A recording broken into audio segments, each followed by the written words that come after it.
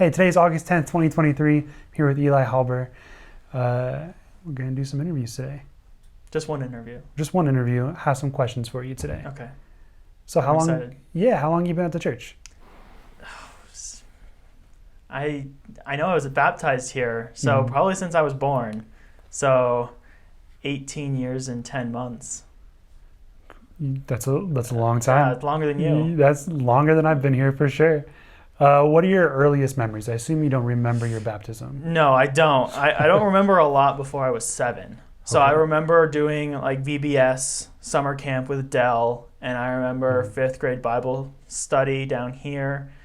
And let's see, I remember family camp way back when.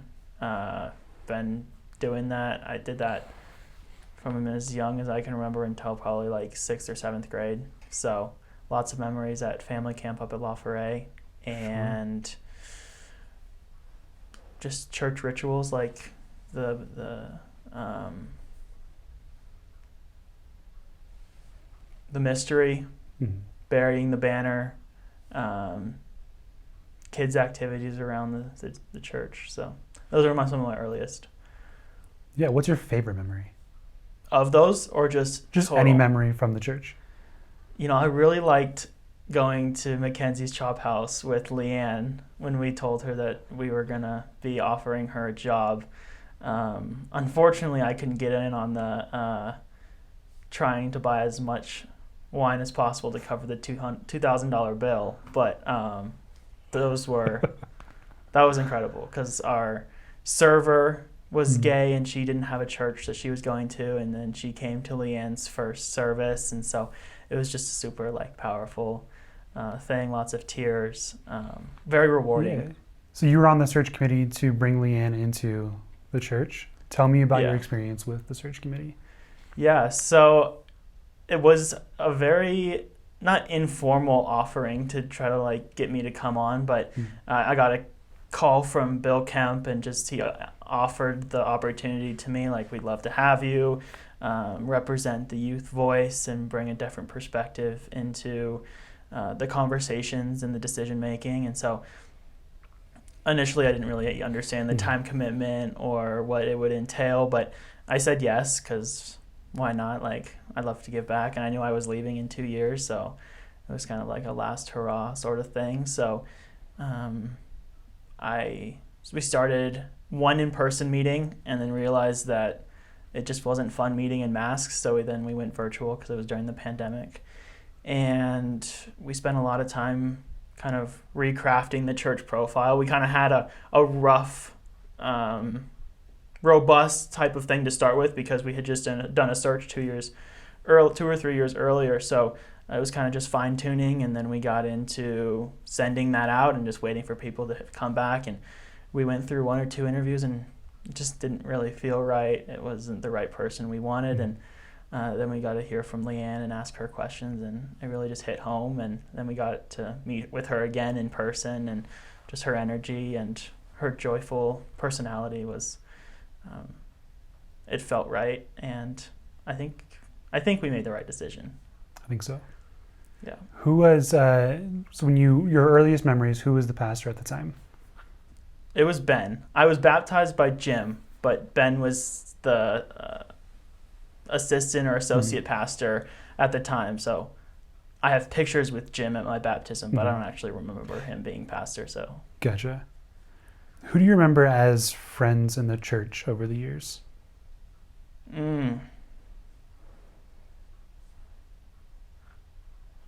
think I consider everybody I've had a conversation with a friend. Anybody who has expressed their gratitude towards what I've given, anyone that I've expressed gratitude towards for what they've given, even people that I've never actually shook their hand or given them a hug, I think I consider a friend, because we're here to support the people, the same people in our community. And I think you don't have to have a deep bond or a strong history with somebody to consider them a friend. So I would say everybody in the church, whether they are still here when I was young or they've moved on or new in the past year, I think I would consider all of them friends. Beautiful. What do you value most about this church and the faith community here? I think what I value most is the support that I feel and that my family feels, and that those conversations we've been able to have throughout the years about, we're going to church today not because we want to like worship the Holy Spirit, but because we want to feel rejuvenated and supported and loved after a rough week. And it's always been the same. There's never been a time that we don't come to church and it doesn't feel that way. Everyone is always like, well, we're passing the peace. You can turn around and you always see a familiar face because we've been here for so long. So that's why I continue to come back, and that's what I value the most, is the love and support. Yeah. So you're about to leave for college in like soon. 4 days. 4 days. What are you going to carry with you as you leave Colorado Springs and this faith community? I think what I really want to carry with me the most is a willingness to be open to different perspectives. I think a lot of time at the high school I went to, and oftentimes in the house, my parents are divorced, so we have I grew up in 2 different houses for a lot of my life. And so a lot of the times when we would be talking about some type of issue or topic or something in the news, it would be, those people are wrong. Like, why are they doing that? They're terrible people. And so I think this church has allowed me to build the skills to take a step back and give that person a chance to explain why they feel that way before placing them in a box and viewing them in only that way. And with that view and with that, although it's a differing opinion, giving them the chance to explain why, and seeing like, oh, maybe it's because their families had different values growing up, and so they know nothing better. And so being able to have open discussions rather than just shutting them down. Sure. So you've been around the church for 18 years and 1 month of your life. The church has been around for 150 years. What advice would you give the congregation as we go forward in the next 150 years? I don't think I can answer that question, because if you were to ask somebody that question 150 years ago today, they wouldn't even begin to imagine where we are today. But I think that the only thing that I can say is to remain true to who we are and not be afraid. Don't be afraid to continue to be who we are when times begin to change, because they're going to change more. Like every single year, it's going to change more than the year before. Our surroundings, our community, the ways in which technology is used to create hate and harm, and it's going to be more challenging in the next 150 years than the past. And so really digging deep and holding on to each other, because like you said, none of us are alone. And so hold on to that and lean on each other. So you said stay true to who we are. How would you define who we are?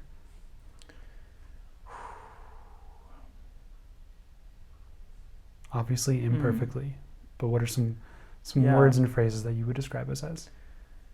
I think fierce, determined,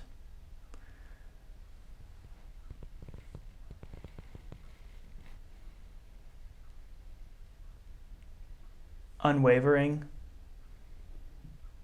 I would say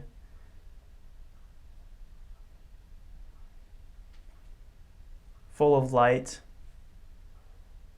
but also acknowledging of how the world is and how there are challenges that need to be overcome, and not shying away from those challenges, but going in head first. Beautiful. Any other memories that you have, maybe a memory that is meaningful to you from your 18 years here? I wouldn't say any of them are not meaningful. Sure. I think they all are part of my story here and why I continue to contribute and do things like this and go up for children's message and lead by example. I think one that really does come to mind is, it might have been about a year ago when Dell retired, and we were asked to share memories, and Sylvia and I both shared memories during children's message, and that felt like a super powerful symbol and showing of gratitude towards an amazing, incredible woman. And I think the way that our church celebrates incredible people like that, regardless if they're part of our staff or just a member that's been here a long time, really shows that, yes, we're a very diverse and inclusive community, but we take the time out to make sure that people who have given a lot to us feel appreciated and feel loved above and beyond. Awesome. So children and youth program, I have a question about that. What's been, we'll do them separately, children and youth. So what's a memory that you maybe shared about Dell or children's programming when you were a child? What's a positive memory?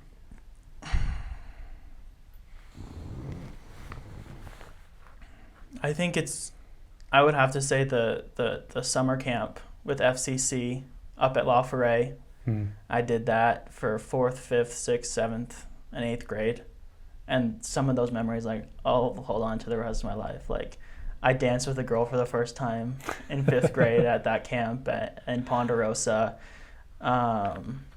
Just crazy stuff that you can see. There were times where during reflection, sitting behind one of the buildings in a chair or on the ground or laying in the forest, you can truly see God at work in those places. And so that's something that I'll definitely hold on to. And there were never negative memories or unhappy memories in those places.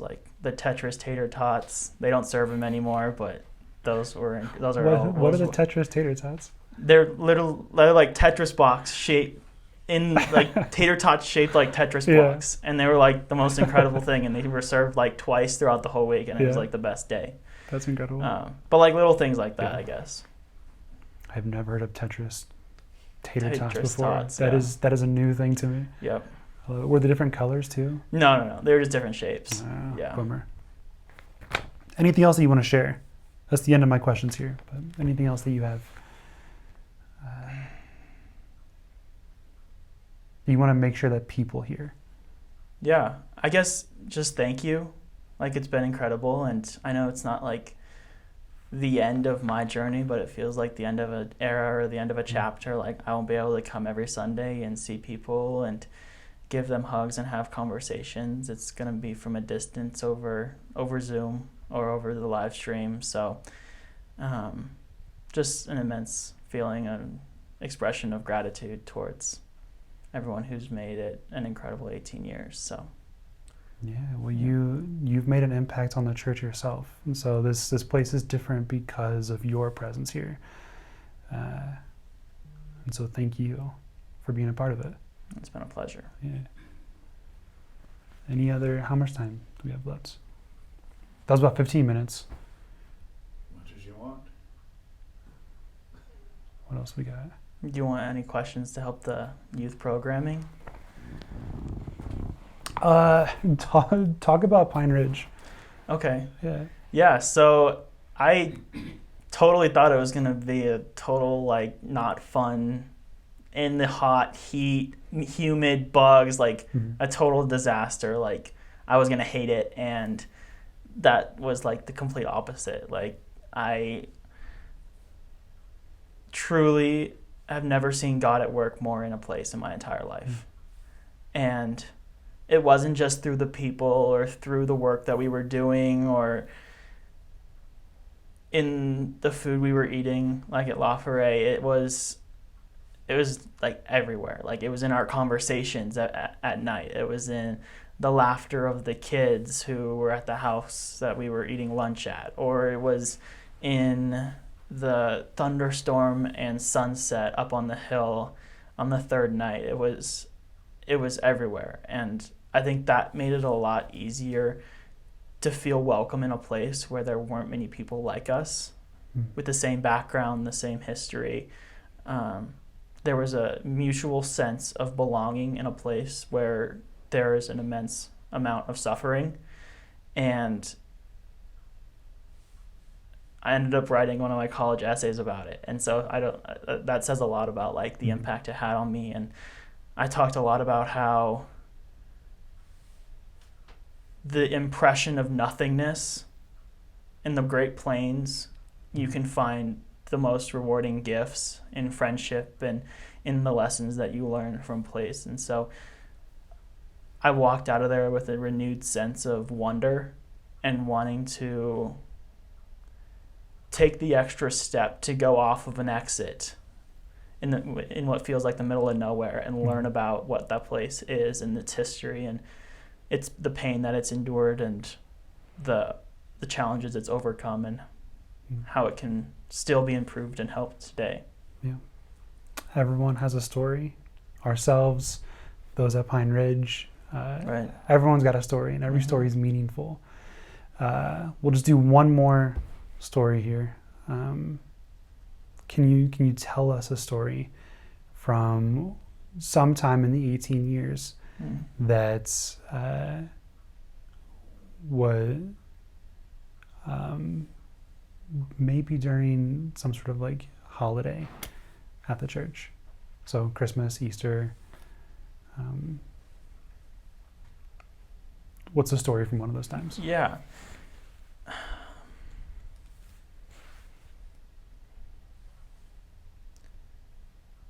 I don't know if it was right around the holidays, but it was in those like November, December, January months where my mom, my sister, and I got into an accident, fairly severe. Like our car was totaled. She had like a severe concussion, shattered scapula, like all these different things, and you could just see the community come around us in a time where we were both very, very young, and my mom had just been divorced and trying to like get along and push through the heartache.